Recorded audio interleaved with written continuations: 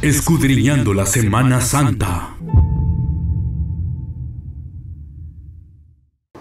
Gracias por seguir en sintonía de nuestra transmisión de Taber TV y todos nuestros medios de comunicación. Hoy en esta semana en la cual nosotros hemos titulado Escudriñando Semana Santa. Gracias al Colegio Bautista de Teología, a lo largo de toda esta semana hemos tenido diferentes temas y hoy quiero mencionarle el tema el cual vamos a estar tocando, en lo cual es la conspiración contra Jesús. Y como a lo largo de esta semana también nos han visitado los catedráticos de nuestro seminario, el cual se los presento. Y tenemos la visita del pastor Aquino desde el Tabernáculo de la Santísima Trinidad. También tenemos al pastor Carlos Alvarado del Tabernáculo de Ciudad Delgado y el pastor Rogelio Machado del Tabernáculo Vista al Lago. Muchísimas gracias por aceptar la invitación, pastores.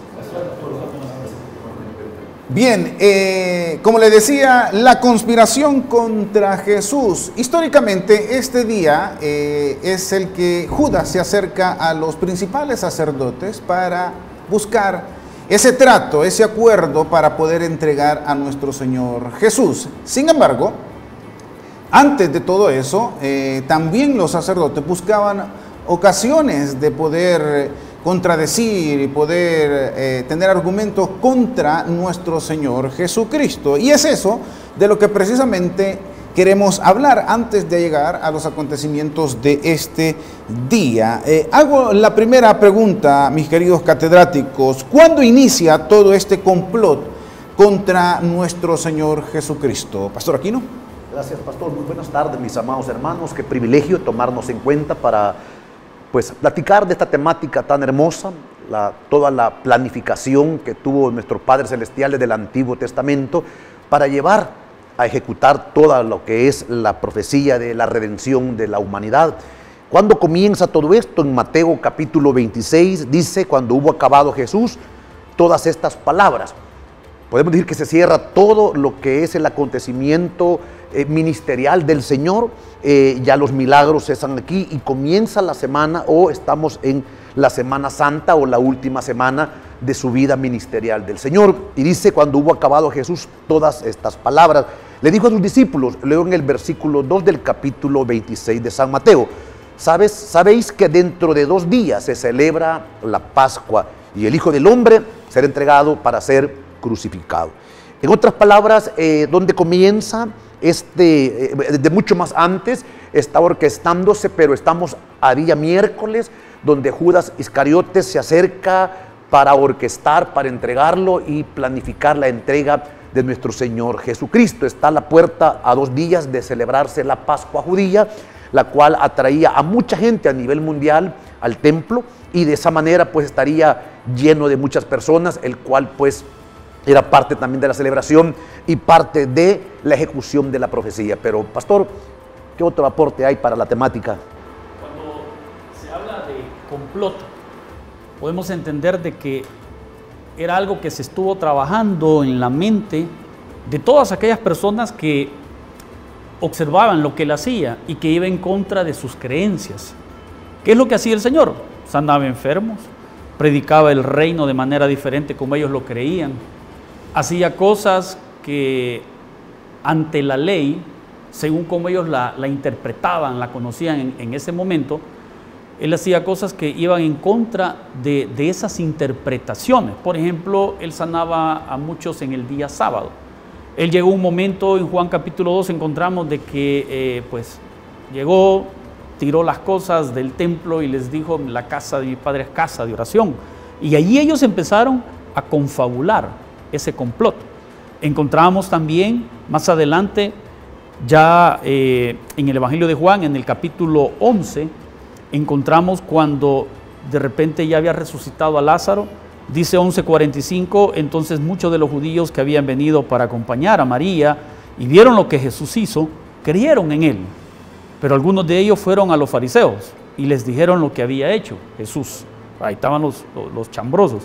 Entonces los principales sacerdotes y los fariseos reunieron el concilio. Oiga, ahí se formó ese complot que venían trabajando desde muy atrás. Desde que él comenzó su ministerio empezaron a ver que él iba en contra prácticamente de cómo ellos tenían estructurada la parte política religiosa del momento. Entonces dice que reunieron al concilio y dijeron: ¿qué haremos? Porque este hombre hace muchas señales. Si le dejamos así, todos creerán en él. Y vendrán los romanos, miren la preocupación de ellos, y destruirán nuestro lugar santo y nuestra nación. Ahí surgió Caifás, que era uno de ellos, ¿verdad? En ese momento el sumo sacerdote de ese año, y dijo: vosotros no sabéis nada, ni pensáis que nos conviene que un hombre muera por el pueblo, y que toda la nación perezca. Dice el 51, esto no lo dijo por sí mismo, sino que como era el sumo sacerdote aquel año, profetizó que Jesús había de morir por toda la nación. Pero la pregunta que nos hace nuestro pastor Lino es: ¿cuándo inició el complot? El complot inició desde que el Señor empezó a hacer las cosas en contra de la estructura política, religiosa que tenía el Sanedrín de aquel entonces con Roma. No les parecía, porque el miedo de ellos era que Jesús ganara tanta popularidad con la cual los romanos viniesen y destruyesen la nación, que ellos habían trabajado aproximadamente por 100 años. Y esa estructura política religiosa que tenían, a ellos les estaba generando muchas ganancias. ¿Por qué? Porque agarraban su parte y su estilo de vida era un estilo de vida totalmente contrario a lo que la misma ley mencionaba, ¿verdad?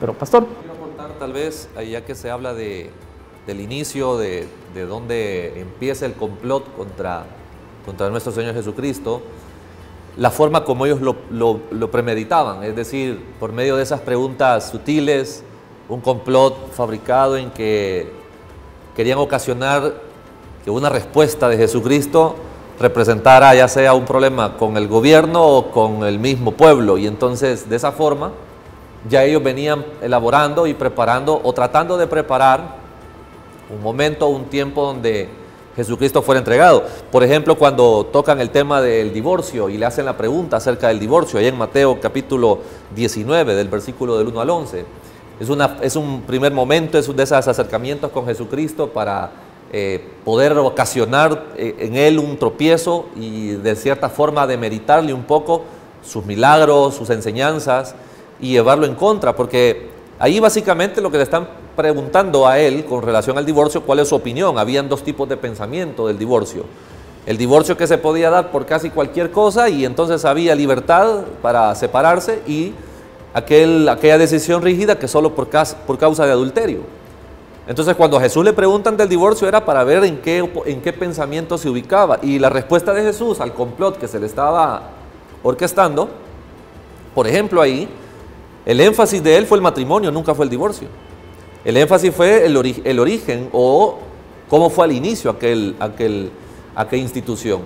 Entonces, dándole un poco de aporte a la pregunta, y que ya acá los maestros contestan del origen o desde dónde empieza el complot, se premeditó todo. Era decir, ya ellos venían preparando preguntas como nosotros las conocemos, capciosas, preguntas donde el análisis debe de ser cuidadoso, porque la respuesta me puede dejar a mí en evidencia y ponerme en mal precedente con alguien. Entonces, Igual comparto el hecho de que ya los fariseos se inquietaron al ver la popularidad de Jesús, el crecimiento, y llegó el punto donde, como hoy recordamos, Judas comenzó a darle ya salida al tema. Perdón, ¿en algún momento a Jesús fue de mal gusto estas preguntas? Porque yo veo la del divorcio y yo me pongo a veces en los zapatos, o creería yo, ¿verdad?, de decirles, por la dureza de vuestro corazón. O sea, por lo que yo alcanzo a leer, podrías que alguna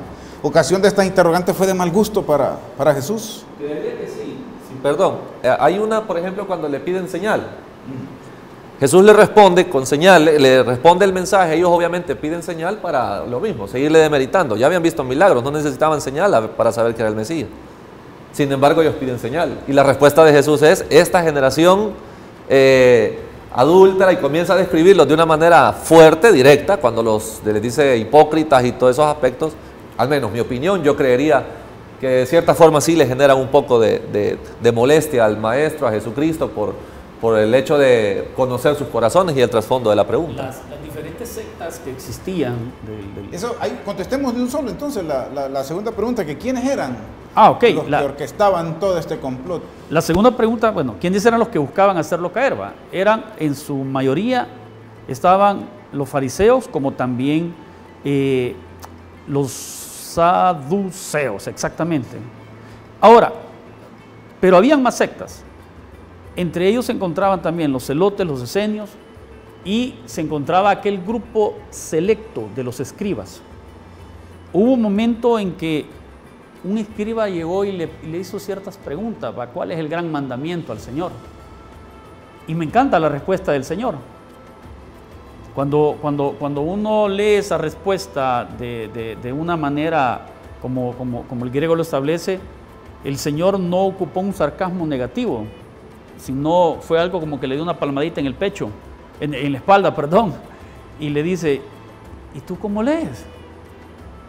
Oye, qué tremendo. Le estaba dando una respuesta retórica a el maestro, a un escriba, a alguien que se encargaba de transcribir. ¿Tú cómo lees? O sea, tú solo transcribes, pues no analizas, no lees. Entonces, llegó el momento en que este tipo de personajes de la secta, los fariseos, los saduceos, dice, por ejemplo, Marcos 12:13, y enviaron algunos de los fariseos y de los herodianos, oigan, para que les sorprendiesen en alguna palabra. Marcos 12:13.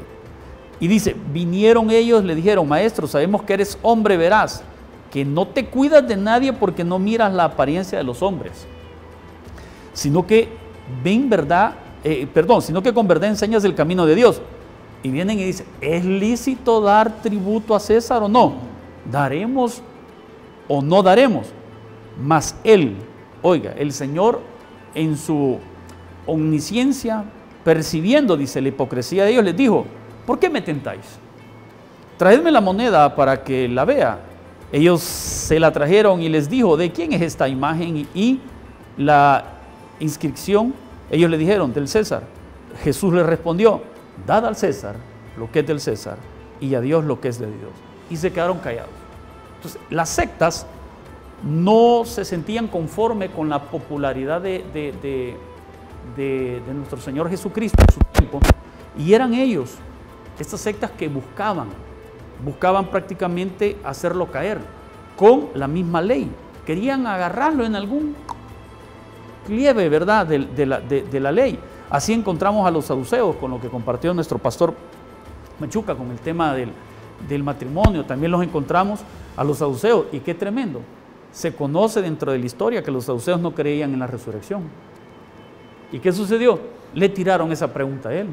¿Por qué? Porque era algo, como decíamos en la primera pregunta, ¿verdad? Algo que se estaba confabulando. Pastor. Sí. En Mateo 26:3, mis hermanos, dice, o clasifica 4 grupos de personas que yo pude encontrar. Dice, entonces los principales sacerdotes, luego habla de los escribas, y luego habla de los ancianos del pueblo, se reunieron en el patio del sumo sacerdote llamado Caifás. Interesante, porque esta clasificación eran enemigos, no alaban, Y es bien interesante porque se van a organizar, a orquestar para matar a Jesús, para prenderle. Entonces es interesante porque ¿quiénes eran los que buscaban hacerlo caer, verdad? Era todo aquel movimiento religioso de la época representado en cada uno de estos grupos, y me llama en particular Caifás. Interesante, este era el sumo sacerdote vigente. En las leyes bíblicas antiguo testamentarias, el oficio del sumo sacerdote era vitalicio, que quiere decir que él llegaba hasta que éste moría. Sin embargo, en las épocas contextuales de Jesús no era así.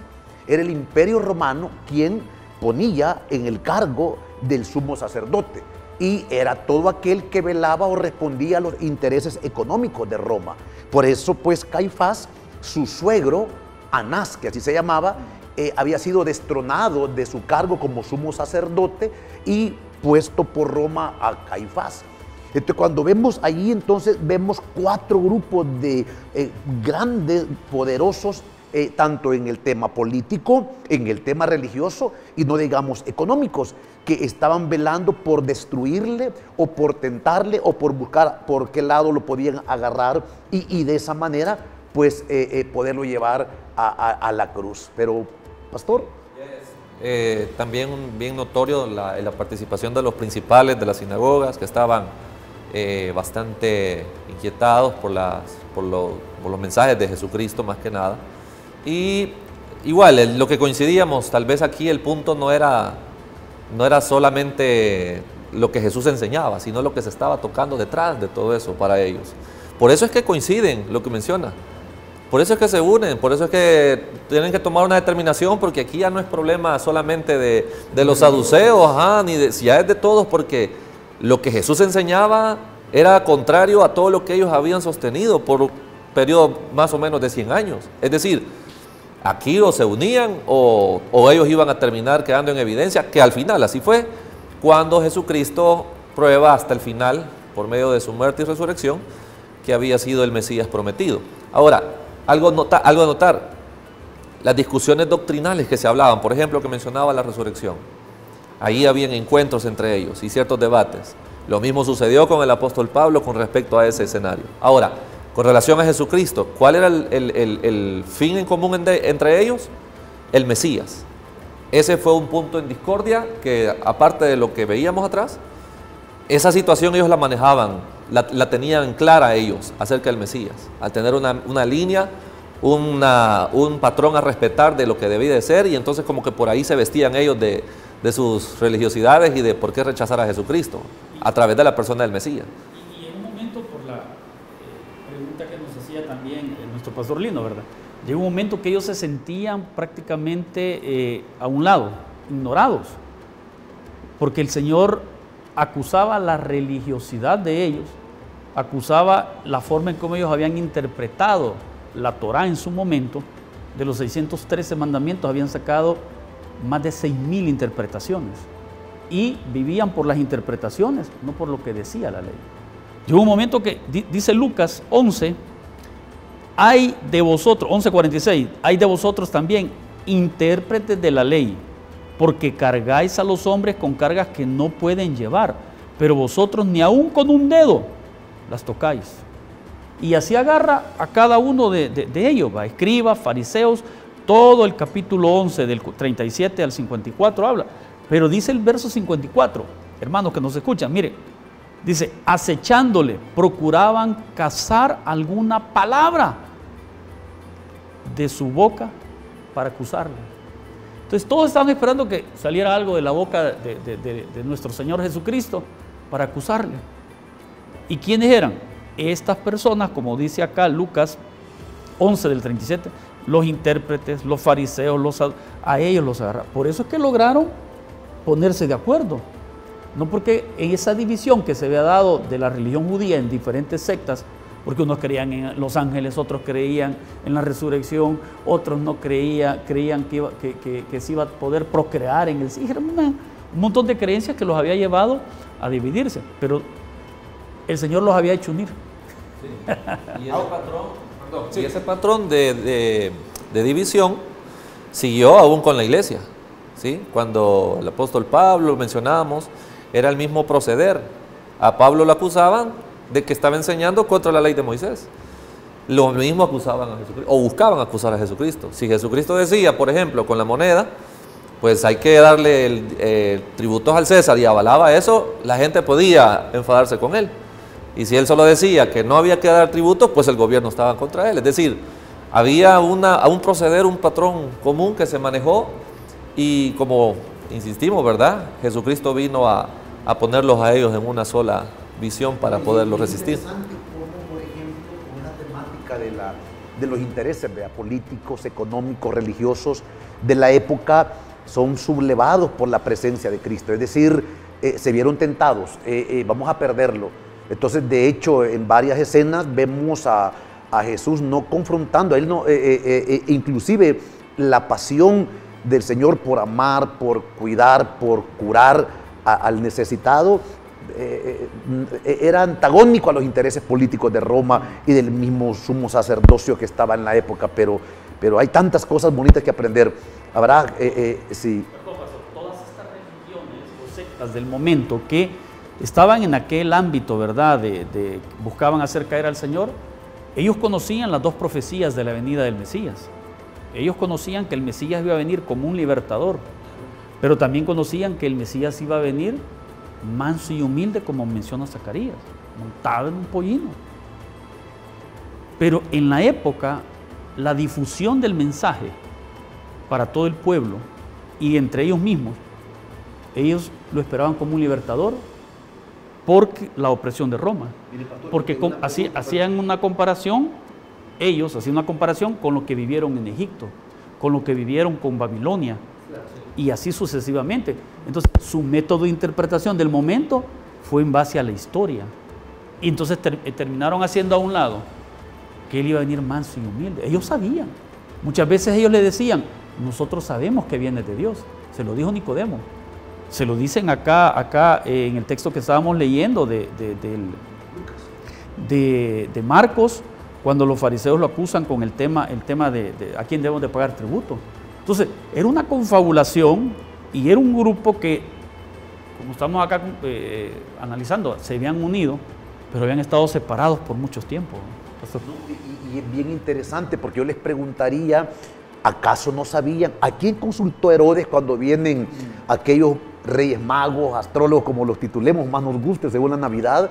Le preguntan a Herodes, ¿dónde van a ser el rey de los judíos? Y es bien interesante, porque Herodes manda a llamar a los principales, dice, y le van y le sacan y le dicen, sí, mira, van a ser, según Miqueas 5:2, van a ser en Belén, En otras palabras, ellos sabían que era Dios. Decir que dice llamarse Dios, Hijo de Dios, que blasfemia, los blasfemos eran ellos, pues, porque estaban negando una autoridad evidente que era inherente en el Señor. Porque cuando ellos le dicen el informe a Herodes, en Belén van a ser, escrito aquí, la estrella de allá está en número 24, y le dan todo el historial a Herodes, pero no van a adorarlo. Parte del plan redentor debía de suceder, pero tenemos las respuestas ahí, lo que mencionaba Nicodemo, por ejemplo. Nicodemo llega y lo confiesa. El Señor le dice, sabemos que tú vienes de Dios, no puedes hacer lo que estás haciendo si no vienes de Él. Sí, no estaban desconocedores lo reconocen. De todo. Entonces, bueno, vamos a irnos a un corte. Le pedimos que no se despegue porque vienen más interrogantes que vamos a tratar de despejar. Ustedes sigan en sintonía de esta transmisión.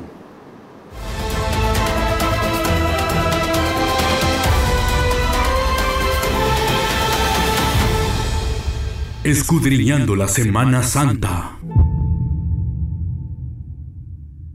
Gracias por seguir en sintonía y nosotros aquí tratando de contestar en base a la palabra del Señor estas grandes interrogantes. Venimos hablando de todas estas sectas que se unieron para conspirar para ese complot contra nuestro Señor Jesucristo. ¿Cuál era el miedo, mis queridos pastores, que tenían esta gente? Sí, en Mateo 26:5 es bien interesante. Querían prenderlo, pero dice de la siguiente manera: no durante la fiesta, para que no se haga alboroto en el pueblo. Es decir, estaba a la puerta la celebración, la fiesta de la Pascua, para ubicarte, tiene orígenes bíblicos antiguos testamentarios. Allá en Éxodo capítulo 12 establece el Señor la Pascua, cómo sería y cómo se celebraría en la vida judía. Entonces, para el judío local como el extranjero, venían a respetar o a celebrar una fiesta de origen religioso. Entonces estaría llena Jerusalén, y como tal tenían el temor de que el alboroto o como tal pues la gente buscase a Jesús y dejase el santuario, el templo. Tanto así de que más adelante vemos en Juan 12:9, dice que gran multitud de los judíos supieron entonces que él estaba ahí y vinieron, no solamente por causa de Jesús, sino también para ver a Lázaro, a quien había resucitado de los muertos. Pero más adelante dice que también buscaban a Lázaro para matarle, en el versículo 10. ¿Por qué? Anulando toda evidencia que exaltara el poder de resucitar, el poder de sanar y todo el talento divino que Dios había puesto a la disposición de toda la clase obrera, a la clase humilde, las personas enfermas y todos aquellos que lo buscaban, porque habían de todas categorías sociales. Pero pastores, ¿por qué tenían temor también estas personas? Marcos 11:18 nos dice que lo oyeron los escribas y los principales sacerdotes y buscaban cómo matarle, porque le tenían miedo, por cuanto todo el pueblo estaba admirado de su doctrina. Mire qué lindo. El miedo que ellos le tenían era que se estaban quedando solos. Hay un pastor allá en California que él hizo una mención muy similar cuando a él se le permitió llegar a una iglesia allá. Dice que le tocó poner seguridad para él, para su familia, porque recibió amenazas de muerte. Cuando él puso su iglesia, dice que la gente empezó a llegar de muchas otras iglesias. Entonces, dice que él considera que han sido las iglesias que han quedado solas.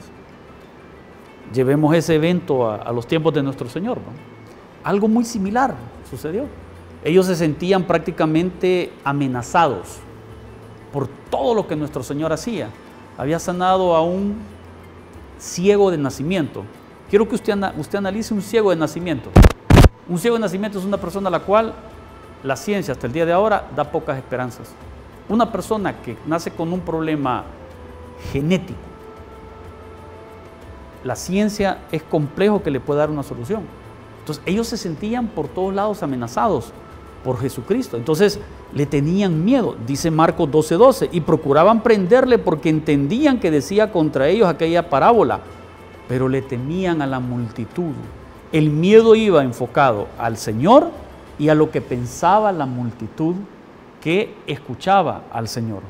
En el entorno de la resurrección de Lázaro es donde yo diría también hay una razón por la cual ellos tenían miedo. Dice lo que leíamos en Juan capítulo 11, dice el versículo 47, entonces los jefes de los sacerdotes, estoy leyendo la Nueva Versión Internacional, entonces los jefes de los sacerdotes y los fariseos convocaron a una reunión del consejo. ¿Qué vamos a hacer?, dijeron. Este hombre está haciendo muchas señales milagrosas. Y dice el 48, si lo dejamos seguir así, todos van a creer en él. El gran peso de la ley estaba en ellos. Y ahora ver que Jesucristo llegaba, y no es que cambiara la ley, sino que la interpretaba conforme al corazón de Dios, comenzó a causar el problema para ellos, y el temor era que todo lo que ellos habían logrado en cuestiones religiosas se le estaba viniendo atrás. Podría creer yo que esa era la parte que los fariseos y todos los que estaban confabulando contra él temían de Jesús.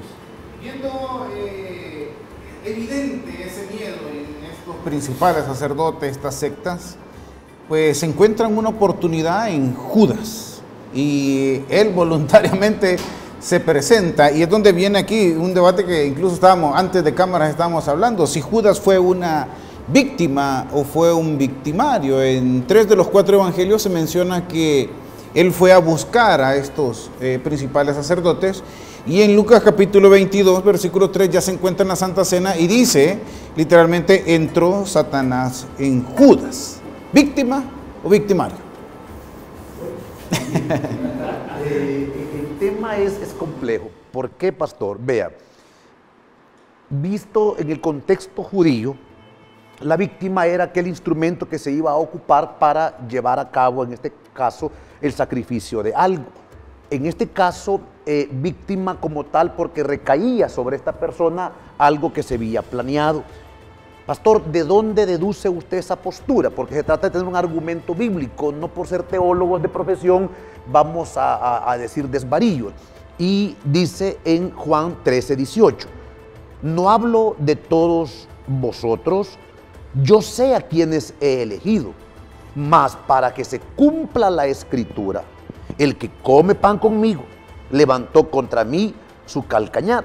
Vemos esta expresión de Jesús como un anuncio de 41:9 del libro de los Salmos, que es la profecía donde se anuncia la existencia no de Judas Iscariote, porque no tenía nombre en el Antiguo Testamento, sino que ya en el Nuevo Testamento Jesús los recoge.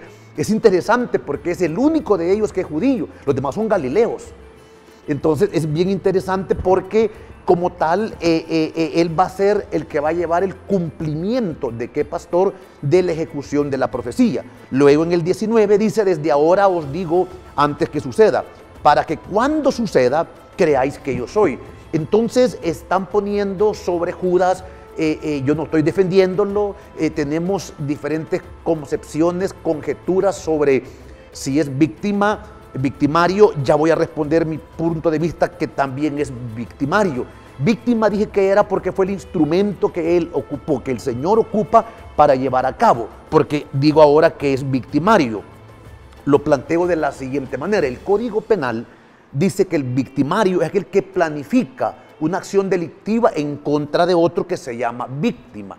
Judas Iscariote, desde su origen, en su elección, ya lo leímos en Juan, dice que el Señor sabía quién era. De hecho, más adelante le llama el hijo de la perdición, porque nunca se convierte. Ahora bien, ¿qué es lo que sucede con Judas? Maneja las finanzas. Judas lo definen como el ladrón, lo definen como el traidor, y tiene una serie de características humanas. Ahora, en el Lucas 22:48 dice, entonces Jesús le dijo, Judas, con un beso entregas al Hijo del Hombre. ¿Qué sucede, pastor? Está en esa parte de que ya él comienza a orquestar. Y luego en Juan 12:6 dice, mire, pero dijo esto no porque se cuidara de los pobres, sino porque era ladrón y teniendo la bolsa sustraía de lo que echaba en ella.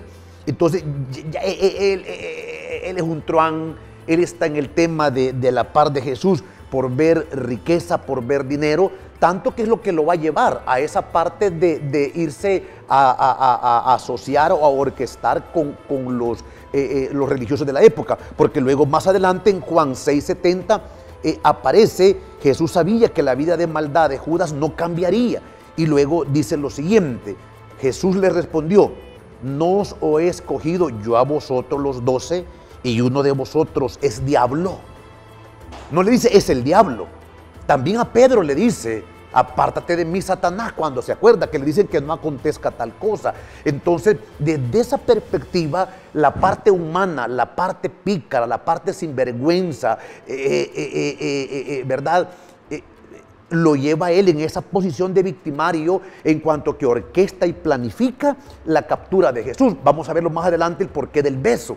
Era una señal de identidad. Les dice, era de noche, estaba oscuro, y entonces al que yo bese, ese es.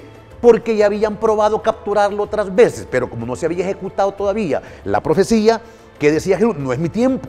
De repente en el templo lo quisieron capturar y de repente se les pierde, no logran agarrarlo, porque en su divinidad él tenía el poder para aparecer y desaparecer. Pero pastor, ¿qué opinión le versa a usted sobre si es víctima o es victimario? Ok.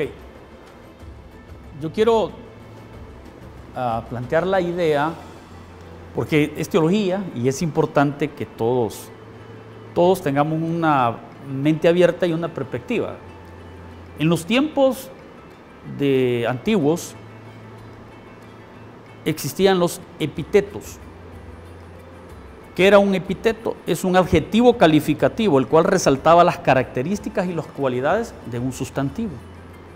En este caso de la palabra Judas, y el epíteto es Iscariote. Iscariote, Judas Iscariote, resalta aquellas características de una zona, una región determinada, de una tribu determinada. Entonces, este hombre se considera que era de una de las sectas, como se le llamaba, clanes, corrientes de pensamiento fuerte, pero también se le considera que era un hombre de sica, de puñal. Era un hombre que tenía un pensamiento como lo que hoy se le llama sicario, un asesino absuelto. Quiere decir que su educación, si nos vamos al epíteto, en su educación este hombre había sido formado para poder ocupar armas. Había sido formado desde pequeño, se podemos considerar por ello, por la tribu, por los epítetos, por los señalamientos que se hacían en determinadas regiones, que este personaje había sido educado y su mente estaba prácticamente bien enfocada y su corazón prácticamente podemos visualizarlo como un corazón bastante duro en la aceptación de. Sí, él esperaba el establecimiento del reino. Sí, él esperaba el hecho de. Pero se vuelve una polémica en nuestros tiempos por los diferentes planteamientos teológicos desde la Reforma para acá, en el sentido de considerar si este hombre fue victimario o fue víctima. El planteamiento teológico que yo puedo hacerles es el hecho de que Dios en su eternidad, de la eternidad se desprende la presciencia, que es el previo conocimiento que Dios tiene de lo que nosotros vamos a hacer. Dios sabe lo que nosotros vamos a hacer a las 6 de la tarde, nosotros no. Nosotros tenemos la idea de lo que queremos hacer, pero Dios ya sabe. Dios ya sabe las decisiones que vamos a tomar, buenas o malas. Eso se le conoce en teología como presciencia y es parte de la eternidad, porque Dios no tiene pasado ni futuro. Entonces, Dios vive en un presente continuo. Entonces, el caso de Judas, Dios ya tenía muy claro lo que Judas iba a hacer. Llega un momento en la Santa Cena que el Señor le dice, lo que tengas que hacer, hazlo ya. Apúrate, lo que tengas que hacer, hazlo ya. Ya. O sea, ya había pasado, el ángel había llegado a fortalecerlo en el Getsemaní, ya había pasado bastante y luego pues él iba a ir nuevamente al Getsemaní, donde ya se da el encuentro con Judas, el beso, etc. Pero llegó un momento también, Lucas 22:3 dice, y entró Satanás en Judas. Esa palabra ahí entró, es una palabra de influencia fuerte. Es una palabra ahí en el griego que hubo prácticamente un mover en su interior que lo condujo y saltaron sus principios, sus valores, según el epíteto, según cómo él había sido creado y educado. Entonces, y ahí donde, desde mi planteamiento, porque eso estamos haciendo y respetamos el planteamiento de cada uno, Judas no fue ni víctima ni victimario. Pastor. Igual comparto la postura teológica, comprendo la parte legal, porque es ahí donde están los términos, de hecho de ahí los traemos, víctima y victimario. Pero desde la perspectiva teológica, si nos vamos al plan redentor, la entrega de Jesucristo se tenía que hacer sí o sí, es decir, este evento tenía que suceder. En esa línea de que el evento de la muerte de Jesús, el arresto y muerte de Jesús debía suceder, ya estaba establecido que debía de ser por uno de su confianza, aunque Jesús nunca llama a Judas a alguien de su confianza. Sí, él resalta el Salmo 41:9 y lo ubica a él como el que moja su pan conmigo. Entonces, Judas representa en la postura teológica ese instrumento por el cual Satanás operaría toda la conspiración o todo lo que hemos venido hablando para poder llegar a la entrega de Jesucristo. Ahora, ¿qué sucede con Judas? Porque él, en el caso, la decisión que toma, ya lo mencionaba, su costumbre, su forma de pensar, al igual que muchos, y quisiera que fuéramos quizás a recordar un poquito algunos versículos donde los mismos discípulos se sorprenden de Jesucristo. Cuando ellos están con él en la barca y calma la tempestad, todos se preguntan, ¿y quién es este que hasta los vientos y las ondas le obedecen? Es decir, no le conocían los que estaban con él. Entonces, todos estaban en un proceso de conocer y de descubrir, revelar quién era Jesucristo, la persona de él. Judas en particular, por lo que ya se mencionaba, y podríamos incluso poner ahí a Pedro también. Pedro, en el arresto de Jesús, sacó a flor lo que él era, su costumbre, sus herramientas, sus estrategias. Judas lo tenía en una forma más ambiciosa, como decía la palabra del pastor Aquino, truán. Él era ese tipo de persona, desleal. A la primera oportunidad, si algo me beneficia, pues lo hago. Y como no veía seguridad ni garantía en Jesucristo, solo imagínese Judas esperando al reino, esperando al rey, y escucha decir al maestro: las aves tienen sus nidos, las zorras tienen su guarida, y el Hijo del Hombre no tiene ni dónde recostar su cabeza. Para él eso representaba un problema. Ver que en el momento de la multitud y había que alimentarlos, y él les pregunta: ¿y con ellos qué hacemos? Es decir, Judas estaba en su naturaleza. Judas en ningún momento, vamos a decir, fue convertido, cristiano, como lo quieran llamar. No, teológicamente Judas entra justo en el instrumento que ya estaba preparado para ello, por voluntad, por decisión, por criterio personal, no por ninguna influencia, porque ya más adelante, cuando él sale, que la misma palabra ahí lo vamos a tratar también, en ningún momento él causa un cambio de mente, sino solo de parecer. Es decir, Judas lo que está haciendo acá es cumpliendo con un propósito. Ahora, aquí quizás solo para cerrar la idea, se rompe completamente, o debemos de romper completamente con aquella idea que tenemos que Dios más cruel que puso a Judas para esto entonces, y no le dio oportunidad de salvación, que es lo que vamos a continuar. Es un proceso, él es un instrumento que casa justamente ahí, que llega a él a ser el que termina tomando la decisión, porque a él le pudo más los pensamientos o las necesidades que estaban en su entorno, y al no reconocer que Jesucristo era el Mesías, se le hizo muy fácil entrar en ese traje de quien lo tenía que entregar. Ok, vamos a ir a un nuevo corte. Mientras tanto, usted sigue en sintonía de esta transmisión. No se despegue, porque no hay duda que estamos aprendiendo mucho en estos programas de Escudriñando Semana Santa. Ya regresamos.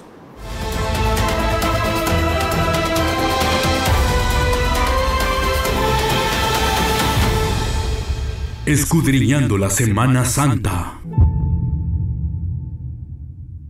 Estamos de regreso y discutiendo el tema acerca de la conspiración contra el Maestro, contra Jesús.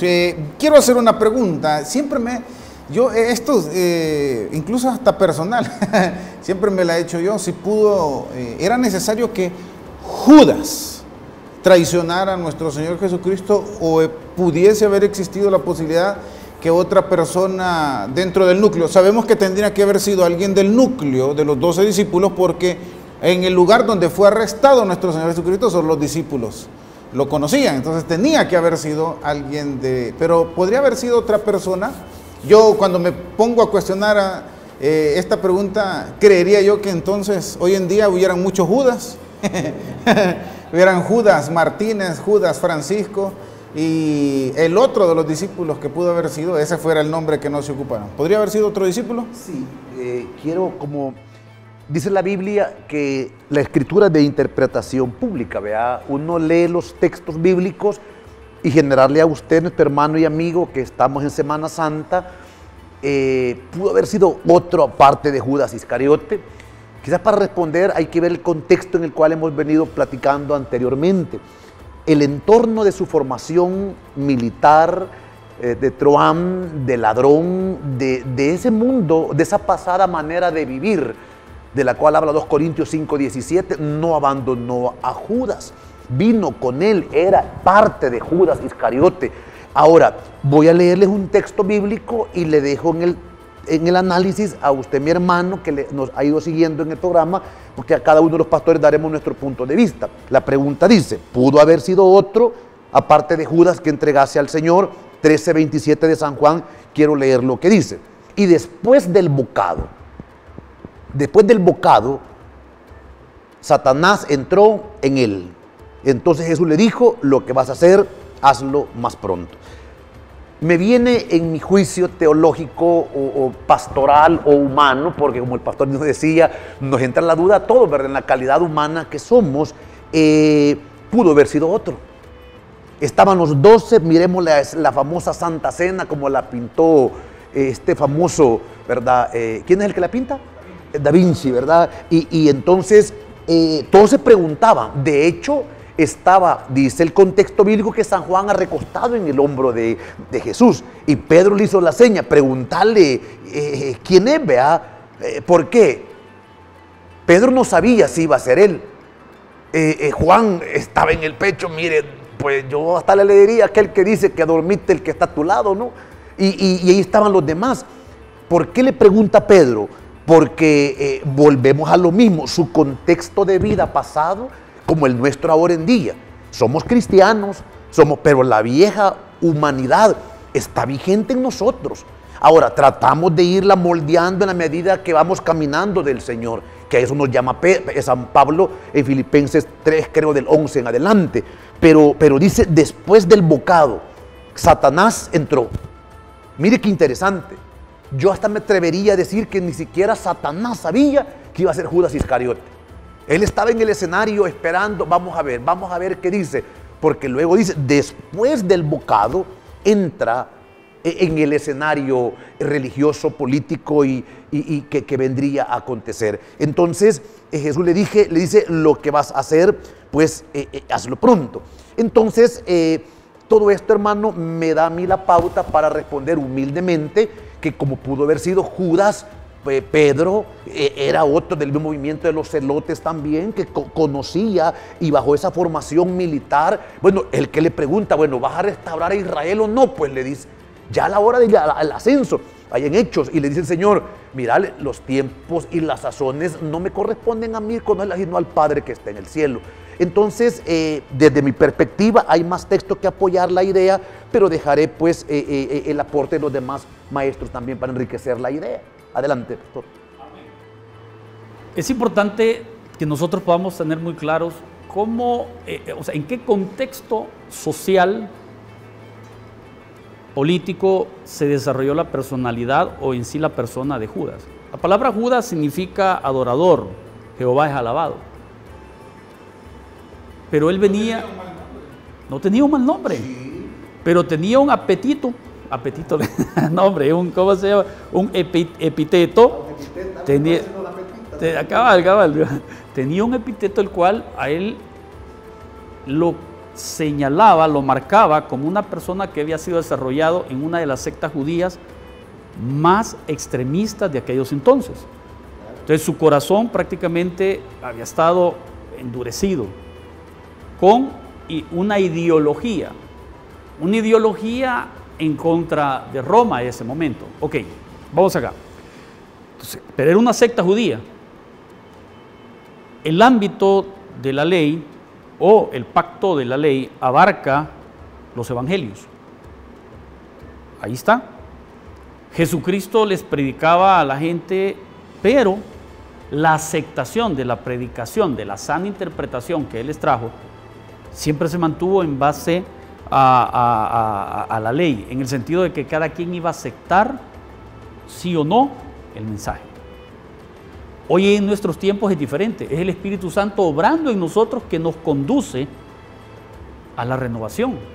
Desde la venida del Espíritu Santo la cosa es diferente, pero en ese entonces, este niño llamado Judas, de la zona de Iscaria o con el calificativo de Iscariote, se había desarrollado y su corazón, sus pensamientos, su alma, prácticamente era el hombre ideal para traicionarlo. Tenía el perfil. ¿Por qué? Porque la Shema judía dice que ellos iban a ser instruidos, pero cada quien decidía si recibía esa palabra, la hacía suya y generaba cambios por sí mismo. Eso era lo que la ley mantenía y hasta el día de ahora los judíos así lo creen. Diferente en esta dispensación de la gracia. Pero vamos allá. Vino el Señor, se fue a un lugar a orar y dice que Él tenía más de 600 seguidores. Andaban más de 600 seguidores. ¿Cómo lo comprueba, pastor? 1 Corintios 15 dice que se le apareció a más de 500. En Hechos 1 hace una mención que estaban 120 orando. Más la mamá de Jesús, dice. Pero él de esos 600 escogió a 12. De esos 12, uno le iba a traicionar, que él ya sabía. Esos 12 tenían, ojo, tenían el sistema de pensamiento estructural de un rabino, era de que él tenía 3, estos 3 estaban abajo los 12, transmitían el mensaje, estos 12 a las 120, y los 120 agarraban 5 cada uno, 120 por 5, 600, por medio de 600. Y era el sistema. Por eso el mensaje del Señor llegaba a las multitudes. No es porque le oían a Él. El sonido nuestro llega aproximadamente, no me acuerdo cuántos kilómetros, pero bueno, vamos acá. Entonces Judas desarrolló esa labor. Judas estuvo en ese momento, pero el corazón de él nunca fue receptivo de lleno. Era alguien que llevaba el pan, pero nunca participó en hacer el pan. Entonces era la persona ideal para traicionarlo, porque había sido educado en una de las sectas tan fuertes, en este caso, celotes, la cual en su corazón de este chiquito, Dios dijo, este es el escogido. Por eso él es el hijo de perdición. Perdone que mencione algo que no está en las escrituras, pero yo recuerdo haber visto una película donde Jesús manda a la misión de los 12, y quien se va con Judas, pues Judas, no recuerdo con quién es el que va, pero la misión de ellos dos no era evangelizar, sino era buscar armas, buscar adeptos para la rebelión, por la actitud que desde pequeño había sido forjada. Pastor Rogelio. Sí, yo creería igual que sí pudo haber sido también otro, podría haber tomado otro la posición de Judas, pero como menciona acá Carlos Alvarado, el ideal era Judas, por muchas cosas. Incluso por ahí hay una de las posturas o de las teorías en torno a lo que menciona, ¿verdad? Y en este caso es desde las diferentes interpretaciones hebreas, que algunos sugieren que este Judas tenía ciertos vínculos con el Sanedrín, que ya tenía él algún parentesco, familiaridad, y por eso es que sabía mucho de Jesús.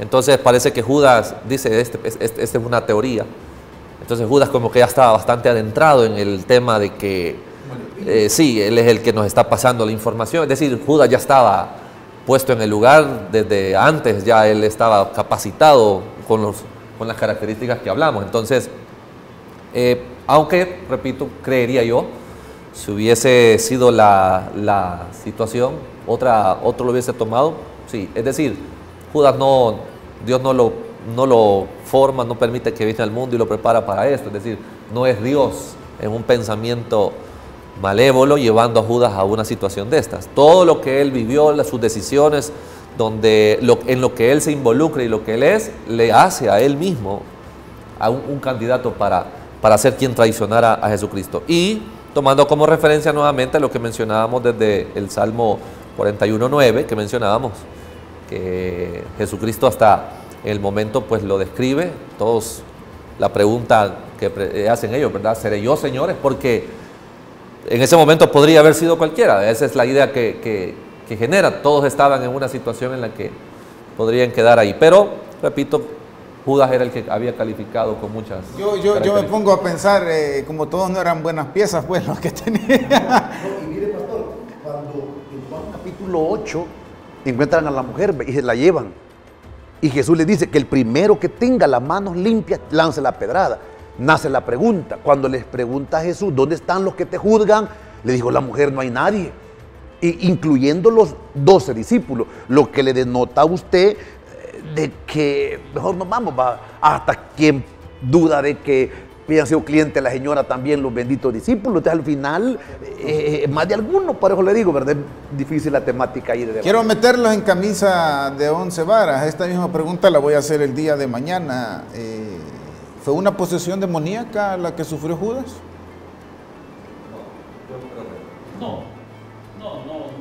No pudo ser una posesión demoníaca doctrinalmente porque ahí estaba la segunda persona de la Trinidad, estaba cerca. Sí fue una influencia y un desarrollo de personalidad desde pequeño. Y Satanás influenció, como dice 17:12 de Juanba, él era el hijo de la perdición. Entonces, él se educó de esa manera. Y como hablábamos con anterioridad, Dios en su presencia ya conoce qué es lo que vamos a hacer nosotros. Él ya conoce lo que cada uno va, las decisiones que vamos a tomar. Pero Dios quiere que todos vengamos al arrepentimiento. Ok, ya voy en el nuevo pacto, pero no fue una posesión demoníaca, fue una influencia prácticamente satánica la que él tuvo para activar aquellos aspectos propios de su personalidad, aquellos aspectos propios de cómo él había formado su personalidad, su carácter, ¿verdad? Y que lo condujo a lo que mencionaba nuestro pastor acá. Es cierto, se considera de que él tenía cierto vínculo, porque los celotes hasta cierto punto eran como aquellas bandas que se encargaban de hacer el mal trabajo, sería, de los del Sanedrín. Ah, mira, aquel nos cae mal, dale. El sicario. El sicario. Ahora, pastor, ¿cuál fue la pregunta? Perdón. Posesión demoníaca. Posesión. Mire, Juan 13:27 dice, y después del bocado, Satanás entró en él. Es que dice la hermenéutica, interpretémoslo más literal. Aquí, claro, estamos Pregunto porque hay algunas expresiones también en el Nuevo Testamento en la cual por ejemplo, cuando el apóstol Pablo dice el aguijón en la carne, un enviado de Satanás, no era eso, sino que fue la expresión dimensionando la intensidad del problema. Es una expresión obviamente que redacta el escritor, el evangelista, y no necesariamente una posesión. Sí creo yo que es un proceder, o lo describe como tal, en el que ya la decisión ya estaba tomada, es decir, Judas ya lo había decidido, él ya había decretado hacer lo que dijo que quería hacer. Obviamente se involucra, o veo yo involucrado a Satanás, porque ese era el instrumento que se iba a utilizar. Cuando Pedro quiere detener la ejecución de la profecía y le dijo Jesús, apártate de mí, Satanás, sería otro tema similar. La misma idea, no es literalmente ahí está Satanás, es parte de lo que él considera instrumento o formar parte de un proceso. ¿Qué es la palabra diablo para usted, hermano? Diablo el concepto, ¿qué es la palabra diabolos? Diabolos, el acusador. Sí, pero el tentador. Allá tengo un profesor yo detrás de cortinas. Esa palabra yo la aprendí con el pastor Guadrón hace años, y es el concepto de el que manipula. Sí. ¿Verdad? Entonces, cuando hablamos del diablo, el problema es que lo vemos cachudo, con una cola y un tenedor, pero no es cierto. Es el acto manipulador donde le dice Jesús, aparte de mí, Satanás, no es que sea Satanás Pedro, sino que es el acto de la manipulación. Entonces, me suena esa pregunta que hace el pastor allá, es decir, un acto diabólico o una posesión diabólica. Posesión es una cosa. Y esa fue la pregunta, posesión diabólica. Sí. Ahora, una pregunta rapidita antes de irnos al corte. ¿Por qué un beso? ¿Por qué entregó Judas con un beso a Jesús? ¿O por qué lo propone desde el inicio, al que yo bese? Normalmente, dentro del ámbito de la cultura, cuando se daban estos casos de que alguien llegaba de noche a saludar a un rabino, el beso era en la mano. No era en el cachete. Eso del beso ya era algo, dice Mateo 26:48, y el que le entregaba les había dado una señal diciendo, al que yo besare. Entonces el beso prácticamente dentro de las escuelas rabínicas y todos los rabinos que existían en ese entonces, el beso era en la mano, y era algo cultural, darle un beso en la mano. En nuestra cultura, ver besarse en el cachete a dos hombres no es aceptable, ¿verdad? Pero usted va a Europa, hay en países que es normal que los hombres se den un beso en el cachete. Y es pastor, el otro tema interesante, lo ve ahora en día usted, las autoridades religiosas de la iglesia tradicional le besan la mano al representante, y en ese momento Jesús tenía ese rol de ese líder religioso que ellos tenían. Al Papa, por ejemplo, él va y le besa la mano. Entonces, como que era un patrón de reverencia, de respeto a la autoridad, vea. En ese momento coyuntural, obviamente, era la señal que Judas había dado a las autoridades a ese, porque era de noche, estaba oscuro, se vestían iguales. Entonces, a ese vamos a ir, y sabían que él lo iba a identificar. Hay diferentes, yo he oído diferentes teorías, ¿verdad? Y quizás una de las que tal vez se puede hasta considerar espiritualizarla, pero considero yo que también podemos ver nosotros algunas de las personalidades o de las dignidades de Jesucristo. El beso también formaba parte de un ritual de la realeza cuando se ungía al nuevo rey. Quien estaba ungiendo al rey, parte del ritual que involucraba también era darle un beso en la mejilla. De hecho, lo vemos también nosotros cuando Saúl es ungido. A Saúl se le unge y también se le da un beso.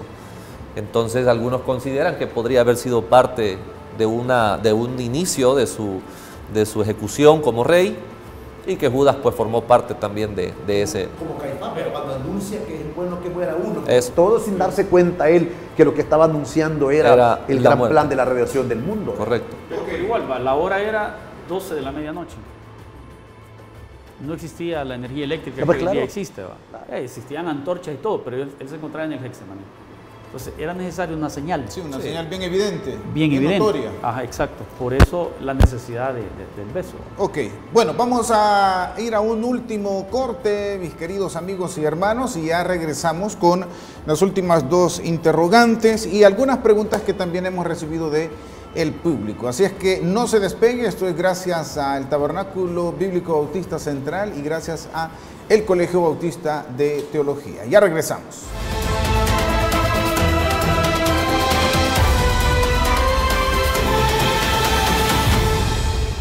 Escudriñando la Semana Santa. Gracias por seguir en sintonía. Yo quiero motivarlo, querido amigo y hermano que está pendiente de esta transmisión, que sirva todo este conocimiento para poder incentivar en ustedes poder estudiar en nuestro seminario teológico. Las inscripciones van a iniciar allá en el mes de junio para que usted esté pendiente de nuestros medios de comunicación, y si usted quiere aprender más de la palabra del Señor, pues ahí está nuestro Colegio Bautista de Teología. Vamos a las últimas preguntas, y esto es un poco más reflectivo. ¿Judas verdaderamente se arrepintió? En Mateo capítulo 27, versículo 3 dice, devolvió arrepentido las 30 piezas de plata, pero la palabra ahí arrepentido en el griego significa remordimiento. Sí, en realidad en ese versículo exactamente hay envuelta varias escenas. Ya antes habíamos discutido o debatido cuál era el interés de parte de Judas Iscariote junto con ese movimiento de oscuro, ¿verdad? Los celotes y otros que estaban envueltos en querer derrocar a Roma para volver a restaurar el imperio judío de la época. Entonces, ¿qué sucede? Llevó, al entregarlo Judas, con este versículo dice, entonces Judas, el que le había entregado, viendo que era condenado, devolvió arrepentido las 30 piezas de plata a los principales sacerdotes y a los ancianos. Y en el 4 dice, diciendo, yo he pecado entregando sangre inocente. Da la impresión que el plan de Judas no era que lo matasen, sino que lo que dijimos anteriormente, hey, Jesús despertá, pues vea lo que decía, ¿verdad? No tiene, las zorras tienen guarida, los pájaros nidos, y el hijo, entonces, bueno, y entonces nos elegiste para llevarnos a un gobierno fallido, a un imperio que nunca vas a sentarte como rey. Entonces, como que esta acción de Judas era como sabían que tenía poder, ya lo habían visto hacer actos maravillosos, controlar el mar, sanar enfermedades de muerte, resucitar a Lázaro. Entonces me imagino que entre esa suma de ideas, digo, Judas, tal vez entregándolo lo hacemos que salte el rey, vea, y nos restaure o instaure a Israel, porque dice en ese versículo, yo he pecado entregando sangre inocente. Él sabía que Jesús era inocente. Entonces, cuando nace la pregunta, realmente se arrepintió, hubo ese remordimiento de decir, juérale, la regué. Claro, lo que no entendía Judas es que realmente se estaba ejecutando no el plan de Judas ni del Sanedrín o de los principales que dice el 26:1 de Mateo y 2, sino que se estaba ejecutando toda la profecía escrita antiguo testamentaria, que es lo que estaba ocurriendo en ese momento. Pero no sé qué otra opinión les versa a los pastores invitados. Dice Hechos 1:18. Dice pues, con el salario de su iniquidad adquirió un campo, y cayendo de cabeza se reventó por la mitad, y todas sus entrañas se derramaron. ¿Judas realmente se arrepintió? Es la pregunta. La traducción literal que tiene Reina Valera nos hace entrar en una, llámese, en una discusión, si fue un verdadero arrepentimiento. Cuando se habla del arrepentimiento, se habla de un cambio de actitud, de un cambio de pensamiento, y eso conlleva al hecho de la mansedumbre de la persona y también de la humildad. Estoy hablando del verdadero arrepentimiento. El significado de metamelonai, que es del pasaje de Mateo 27, significa simbólicamente algo que amortigua, que soporta. Ahí lo va cargando, no se deshace de él. Ese es lo que hizo Judas. Diferente arrepentimiento, metanai.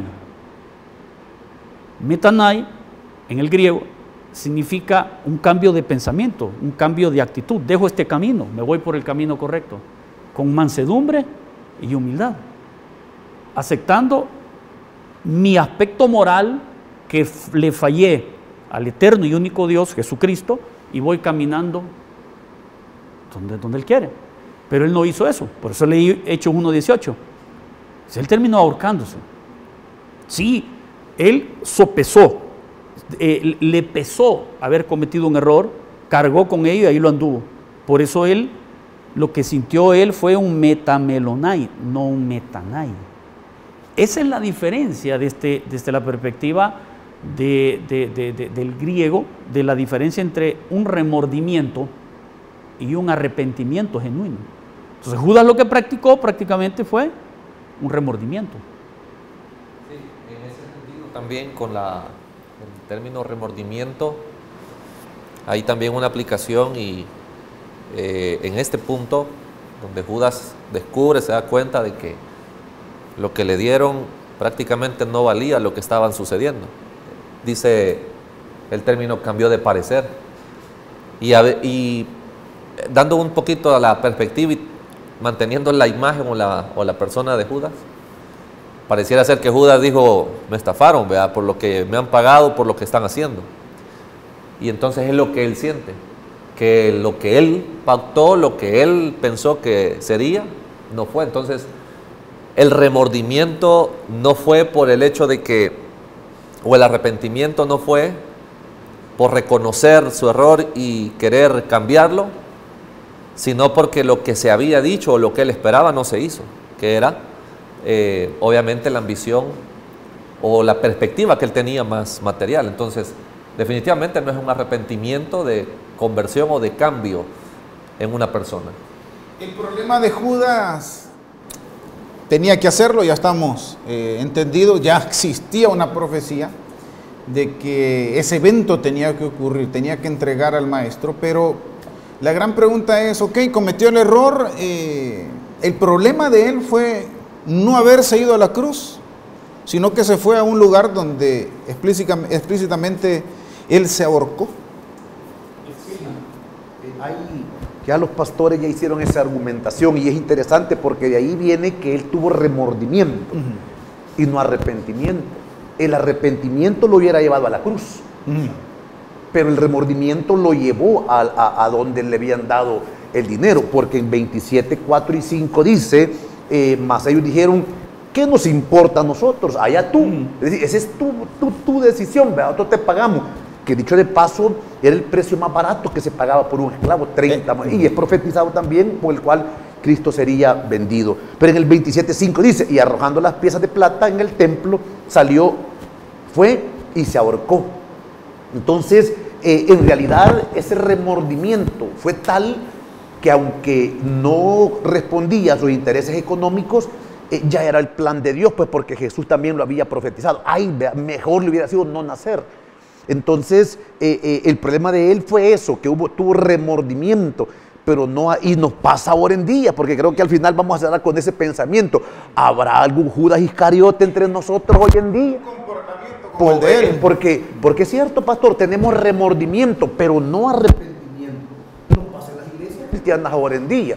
Tastaseamos la mujer o le damos aquí, hacemos, ya tenemos remordimiento, pero después lo volvemos a hacer, ¿verdad? Entonces nunca se arrepintió. Pero pastor, ¿qué opinión le da a usted? ¿Se arrepintió? ¿Le dio remordimiento? ¿Qué estuvo al final del hombre? El arrepentimiento es algo que debe de surgir por el hecho de disponer al escuchar. Les comentaba en el ámbito de la dispensación de la ley. Cuando una persona se disponía a escuchar, en su interior se daba a lo que hoy en día le llamamos el don del arrepentimiento, el don de la fe que se está desarrollando. Eso de saber escuchar es el hecho de ser manso. La palabra mansedumbre, ¿por qué el Señor dijo no ha habido más siervo más manso que mi siervo Moisés? Porque supo escuchar y atesorar. Eso significa mansedumbre. Humildad significa reconocer mis debilidades y en base a la mansedumbre reconocerlas y ponerlas delante del Señor para que Él, como fuego consumidor, las consuma. Es algo que no se vivió en Judas. Entonces, el ideal del arrepentimiento es que Judas hubiese ido a la cruz. Por eso, de manera simbólica, metanonai es el hecho de ir a la cruz para que la sangre de Cristo me limpie de todo pecado hoy en día. Pastor Machado. Yo digo que la elección de Judas como el instrumento ya predeterminado, ¿verdad? Que ya tenía que, como repito y dijimos al inicio, tenía que ocuparse, no le excusó a él de su decisión. Y si él hubiese ido a Jesucristo, considero que hubiese encontrado perdón. Yo siempre, cuando he tocado este tema en alguna predicación, les pregunto a los hermanos, ¿ustedes creen que Jesús no lo hubiera perdonado? ¿Ustedes creen que no? Con que perdonar los que estaban clavándolo. Él tuvo ese espacio de tiempo. Pero volvemos a esta palabra que se me olvida. Exacto, al epiteto. Como él había sido desarrollada su personalidad a través del tiempo, a pesar de que tenía un corazón bien duro, en ese momento de que él, la regué, como dice el 27 Mateo, cometí un error, lo leía el pastor Aquino. El error fue no haber ido a la cruz. Bueno. Lo pudo haber perdonado. Muchísimas gracias a cada uno de nuestros panelistas que tuvimos a bien contestar cada una de esas preguntas. Yo me llevo en el corazón dos cosas muy memorables que hemos aprendido el día de ahora, que en Judas no pudimos ver los frutos que debe de llevar un creyente, y para el cristiano es muy peligroso el remordimiento. Sirva la enseñanza de este Señor del cual hemos hablado, para que si cometemos algún error, si cometemos alguna mala decisión, no exista en nosotros ese remordimiento, sino un verdadero arrepentimiento. Será hasta la próxima que estemos con cada uno de ustedes en esta semana, en la cual hemos titulado Escudriñando la Semana Santa. Que el Señor les bendiga.